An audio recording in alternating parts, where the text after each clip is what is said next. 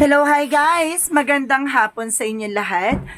This is Shin from Asgara Channel, a faith healer, also mata reader. So ngayong hapon na to, tignan natin ano gusto sabihin sa inyo ng ating mga gabay. Dito sa Seventh Archangel's urgent message for the sign of Capricorn. So, Capri, welcome to my channel. Ano kaya ang messages, advices, and spirit guides ang ating masasagap for today's video? Ano kaya kaganapan sa buhay mo ang ating masasagap? And of course, this reading is a general reading lamang. This reading is a general reading lamang, hindi lahat makaka-resonate. Kunin lamang po ang makaka-relate sa inyo. And comment down below kung kaninong energy ang ating nasagap. And of course, don't forget to like and subscribe my channel and hit notification bell for more videos updates. Sa mga hindi pa po nakakapag-subscribe sa aking channel, please click nyo na po subscribe button dyan sa baba for all bell para updated kayo sa mga videos na i-upload natin every time in every moment. So guys, kumapit-kapit ka dahil ito na ang mensahe sa iyo ng ating mga gabay. So, umpisahan na natin ang totoong laban para sa ating 7 Archangels messages for the sign of Capricorn. Angel Spirit, ano ang pinakamensahe sa iyo ng ating mga gabay? Himay-himayin natin ano ang pinakamensahe ng ating mga gabay. There's an 8 of Cups and the 4 of Cups. My God, hindi matanggap ang paglayo or hindi matanggap, no? Meron ditong 8 of Cups sa moving on. And of course, the 4 of Cups, kailangan mo tanggapin, no? Na kailangan mo na mag-moving on. Na kailangan mo na mag-move on. Kailangan mo na tanggapin yung katotohanan. Ano ang katotohanan sa likod niyan? And of course, there's an 10 of Wands. There's a burden, no? Kailangan mo nang kumawala dyan kasi maraming backstabbing, maraming traidor, maraming ahas. What is additional messages? And of course, sinasabi dito, there's an high priestess, there's an hidden agenda or hidden enemies. Marami nga, no? Marami pa rin nakatago mga ambisyosa, talagang mga ingetera. And of course, there's the hangman. Baguhin mo rin yung perspective mo, no? Baguhin mo yung eksena. You're feeling pause. Hindi ka makakilos, hindi ka makagalaw. Parang feeling mo lutang ka, feeling mo you're still stuck on the past. Sinasabi sa'yo dito na kailangan mo nang kumawala at baguhin ang eksena. There's an Ace of Cups, there's a new love life, new romance, new pakiling, no? What is the 8 of Cups? What is the 8 of Cups? Angel Spirit Guides. What is the 8 of Cups? There's an Ace of Wands. There's a new beginning, a fresh type, fresh start, and new plans and new ideas. So what is the 4 of Cups? Sinasabi dito, kailangan mo na tanggapin, ha? At kailangan mo na mag-let go. Kailangan mo na magsimula ng totoong laban. And of course, there's a black naman. Kumbaga, there's a negativity na parang nagkakaroon ng, kumbaga hindi mo matanggap, siguro there's an ego, no?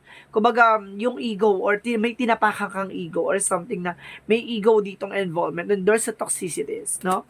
What is the 10 of Wands? There's a tower moment, sudden changes, or there's a collapse, or there's a destroy, no? Parang nasira na eh. And of course, sinasabi sa'yo dito na parang tinapos na yung burden na yan. So, what is the High Priestess? And of course, there's a 6 of Cups. There's an hidden agenda pagdating sa mga kamag-anakan or mga kaibigan or mga kamag-anakan nga, relatives, friends, or toxic friends, gano'n. And of course, there's an information na parang maraming toxic, no? Maraming mga nagbe-brainwash, gano'n. What is the Hangman? What is the Hangman? So, the Hangman represent a 4 of Swords. Listen to your intuition. Hindi ka nga makatulog. You're feeling stuck. Lutang ka nga. No? Sinasabi sa'yo dito na kailangan mong kumawala dyan. Or, there's a person doing a black magic to you. No? A person, your ex, na gumagawa ng black magic sa'yo. Or your friend, or your friends or relatives, or something na merong involvement sa'yo na gumawa ng black magic. Tingnan mo, nakakapanaginip ka, hindi ka makatulog, hindi ka nagigising ka out of nowhere. Kumbaga, feeling mo, masakit ang katawan mo at the same time, no? Hindi ka makakilos, hindi ka makagalaw, parang lutang ka na o mabilis ka makalimot, ginagawa ka nito ng palipad hangin. So, Ace of Cups and of course the Six of Swords. Kumbaga, there's a transition. Ito yung pagbabago, no? There's a new love life coming in. What is the Eight of Cups and the Ace of Wands? Okay. There is a Five of Wands, no? Nagkaroon ng conflict, nagkaroon ng argue, no? So, ibig sabihin dito, na kailangan mo na i-let go yan. Maraming competitor, marami kang kalaban, marami kang kaaway. What is the Four of Cups? So, may mga taong inaaway ka, no? And of course, sinasabi dito, there's a Page of Swords na there's an information. May kumukuha pa na information sa'yo, di ba? Yun na nanahimik ka, pero may taong mismo sa may Marites na kumukuha ng impormasyon sa'yo. What is the Ten of Wands and the Tower moment? So, there, Page of Pentacles. There's a manifestation. May mga bagay mamamanifest ka dito, no? Parang natapos mo na eh. Parang bigla kang nag-exit sa toxicities. Ganon. So, what is the High Priestess and the Six of Cups?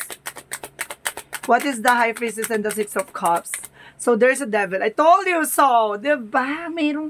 Merong ex na taong gumagawa sa'yo, or there's a friend, or there's a relatives, there's some kapatid, okay, there's an hipag or something, or there's information na may may related sa'yo, no? It's either friend, relative, friends, no? Kumbaga may gumagawa ng hindi maganda sa'yo, the devil. May gumagawa ng black magic talaga. And of course, there's an hermit card. There's a spirituality, no? Kumbaga parang unti-unti mo na naiintindihan yung nangyayari. Nagkakaroon ka ng soul enlightenment. So, what is the Ace of Cups and the Six of Swords?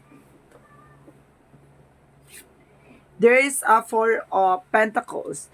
There is a protect your power, protect your energy. Ibig sabihin sa'yo, pangalagaan mo kung ano man ang meron ka. No? Angel's number, there's a 4. There's a 4-4. The 4-4-4 nga. So, there's a 4-4-4 angel's number. So, let's see what is the messages pa. What is the 8 of Cups, the Ace of Wands, the 5 of Wands? Let's see. There is a 10 of Swords, no? Meron talagang backstabbing. Binitray ka talagang tao na to. No? Tinraidor ka. What is the 4 of Cups, the black naman, and the Page of Swords?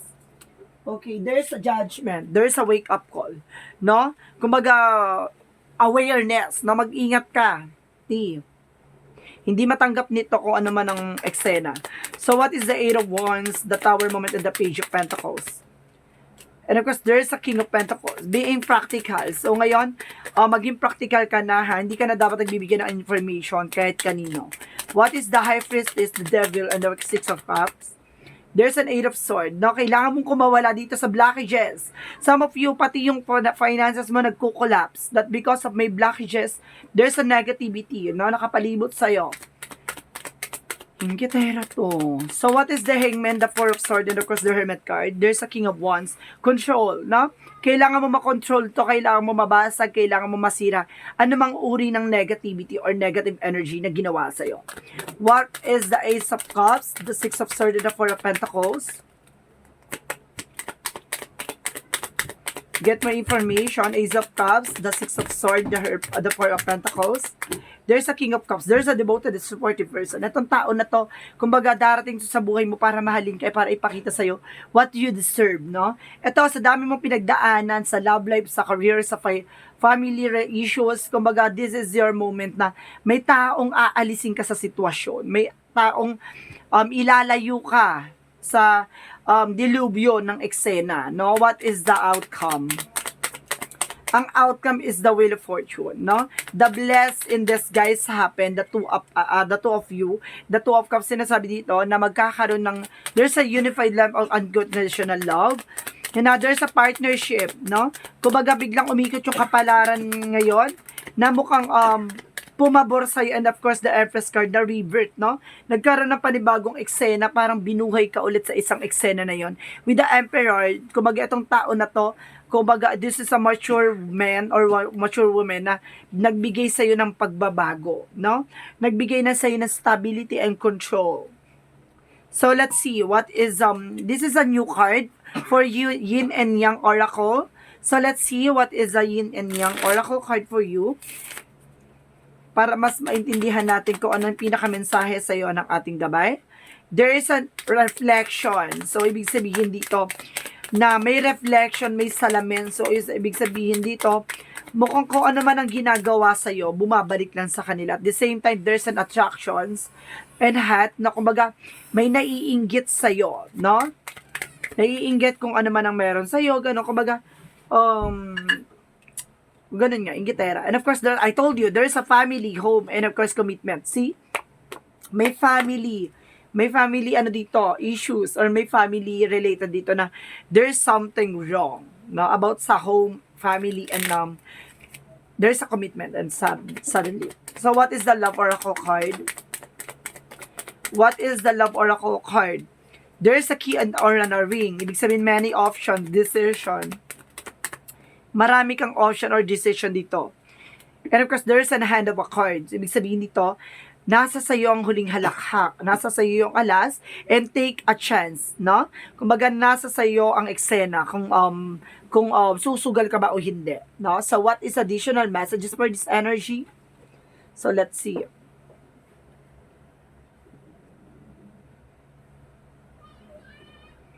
What is the energy? And of course, guys, don't forget to comment down below your full name, birthday, and of course, yung location mo kung asan ka man ngayon, para at the same time, masasagap natin yung reading mo, yung energy mo sa susunod na reading, no? Para at least mahagilap natin yan. Masasagap natin yung mensahe sa mangyayari sa'yo. So, what is the energy? Okay, there's an angels of love. So, love is an exist, no? Existing ang love. At the same time, walking away, kailangan mo nang kumawala, no? And community. Diyan sa mga bagay na or paligid mo. There's a toxicities talaga, no? Ang lakas ng energy na kailangan mong umalis diyan. So, what is additional messages? There's a death card. There's an ending and a new beginning. Na may mga bagay na kailangan mo nang dapat ay tapusin. So, additional pa, there's unhappiness, no? Sa likod na pinagdaanan mo, may kaligayahan na nag-aantay sa'yo. No? Don't you worry. So, what is the chakra? What is the chakra? There's a discovery. Marami ka pa raw madidiscover. There's a bitter and sweet. Sa dami mong pinagdaan ng pait, may tamis ka dyan na malalasap at the end of the time. There's a trickery. See? Susubukan kang linlangin, tease. Susubukan kang lokohin. Or some of you niloko ka na. At tinrider ka na. And of course, sinasabi dito, there's a miracle, no? Parang bigla ang pagbabago at magkakaroon ka ng healing process. Diba? So dami, kumbaga wala kang ginawang masama, sila lang ang gumagawa ng hindi maganda sa'yo, nagkaroon sila lang parang temptations, no? Kumbaga nagkaroon ng, naging greedy na rin sila at the same time. Diba? What is the mythology?